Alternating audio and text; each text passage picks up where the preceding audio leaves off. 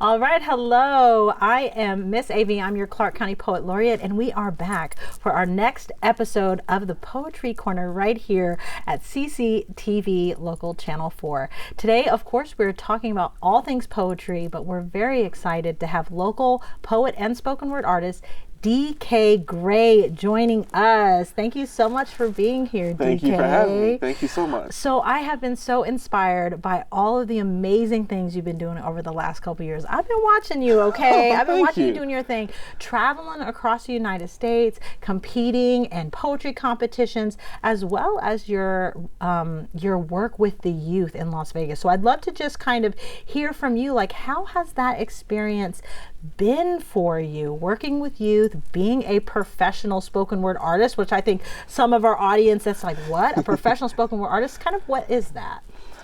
It's been a journey, to say the least. I didn't start with the intention to be a professional spoken word artist. I started because I needed to get out the house. Life was really lifing for me at the time, so poetry was kind of my outlet. Sure. And I ran into MVP Speaks at the mall, and she was like, "Hey, you look artsy.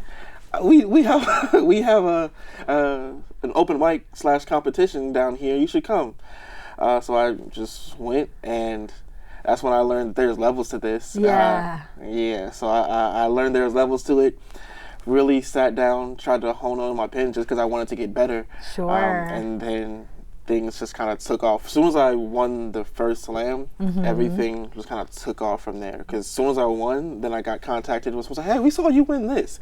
Would you like to come down and do this?" And then when I did that, someone else was like, "Oh, can you come do this?" So and it just kind of built on top of each other until we were at the point where I was able to join the Spotlight Poetry team and travel the country and compete. So it's been a journey. It seems like it's been fun. A wild ride. So let me ask you quickly, when MVP Speaks approached you in the mall, no less, did you consider yourself a writer at that point? Like, was she dead on with, "Hey, you look like a writer, I think you are one"? I mean, I've been writing since I was a kid. My first poem, the first time I was published was when I was 14. I was still in high school. Yes, it was a teacher. She was like, "Hey, you're pretty good at this whole poetry thing," because we had a poetry assignment. And I was like, I put words together. Nice. And she told me to enter a contest, and I did. The contest was to win $10,000. I didn't win, but I got published. Okay. So, we take little wins. You take little wins, and that's kind of cool, of like those little breadcrumbs throughout life. I think that that's really important for us to pay attention to,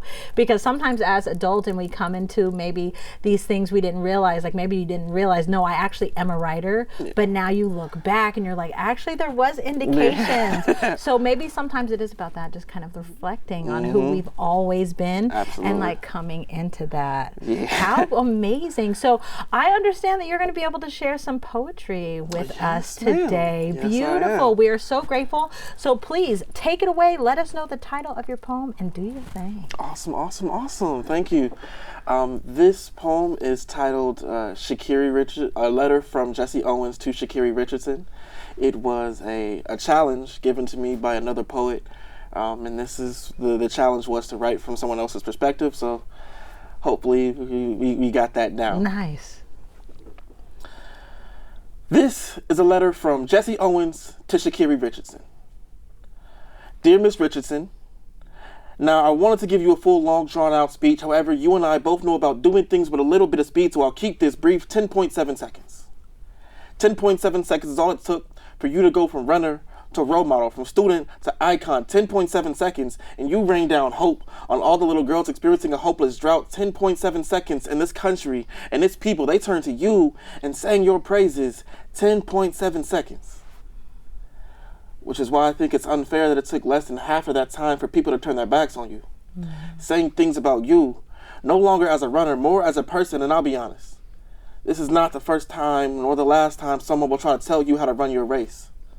As if it isn't your race they had an issue with in the first place. You see, since the beginning of our race, some have belittled our race, not wanting us to get a foot in this race because they understand that in a foot race, someone's got to get relegated to second place. And that's if our sisters in Jamaica aren't competing, because if they are, someone's missing the podium.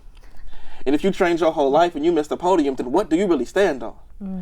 See, I was taught that you stand on, what you stand for. In the midst of World War II, I stood for my country. I stood for my people. But most importantly, Sha'Carri, I stood for all the runners, the ones before and after me. They ran multiple events, executions just a little different. See, I stood for runners like Harriet Tubman. She ran the 4x4, but the 4x4 wasn't a relay. The 4x4 was getting a family of 4 out the door and out to safety before the 4 horsemen could hunt them down with their pitchforks. I stood for runners like Barack Obama, who ran the hurdles. Gracefully jumping over the hurdles of other people's opinions, the world watched, eyes glued to his race. He ran, he won. At the end of the day, all some could say was, his suit shouldn't be beige. I stood for runners like you. Sha'Carri, you are black. You are a woman, which means you have twice the weight of the world on your shoulders. Now I understand that half of that weight I can never understand, so I come to you now, no longer as a runner, more as a father who has daughters. And I understand there comes a time in your daughter's life where she no longer wants to hear daddy's advice, but please, just allow me to be your guy. Because I see that they have placed you in the hot seat.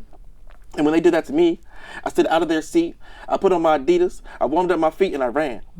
And I ran, and I ran, and I ran. Sha'Carri, I know it's hard, but just follow my lead and keep running, and keep running, and keep running. But please remember, you need to stand on who you are. And notice I say who you are, not what you are. You see, this world will continuously try to belittle you based on their perception of you. You are not just some little black girl. You are not too ghetto to compete. You are not whatever it is they try to make you out to be. You are not some replaceable mistake. You are not the only one in this world that had the puff pass her problems away. You are not just the NCAA champion, 2-time Diamond League champion, world record holder, Olympian representing her country. You are not just one of the most recognizable faces in our sport. You are Sha'Carri. Now run like it. Thank you. Yes, snaps at home. Wonderful poem. What a great way to really celebrate Black History Month, and what incredible writing. I think MVP Speaks had it right when she came to you in the mall. Huh? That was wonderful. So I do want to let people know that you can follow D.K Grey. We will put his links in our description, so you can follow him and do all kinds of fun stuff. I know you got a lot of cool things coming up. Yes, you got some shows, you got some things coming where people can check you out. Oh yes, I have a show every second and fourth Friday of the month, as well as I'll be in attendance at the Spotlight events once a month. I can give you all that information, but just follow me, as she said in the description, and you'll see everything coming up. Yes, thank you so much for coming. And if we want to keep celebrating Black History Month this February, be sure to catch us over at the Clark County Government Center in the Rotunda Gallery on February 21st. We are partnering with the Clark County Public Arts as well as Commissioner McCurdy for the closing reception of Mother Roots. We will have some poetry performances with our own little competition winners that will be presented there as well. Again, I am Miss AyeVee. I am your Clark County Poet Laureate. Remember, it's always a good time for poetry. Thank you so much, D.K Grey. Thank you so much. Appreciate it.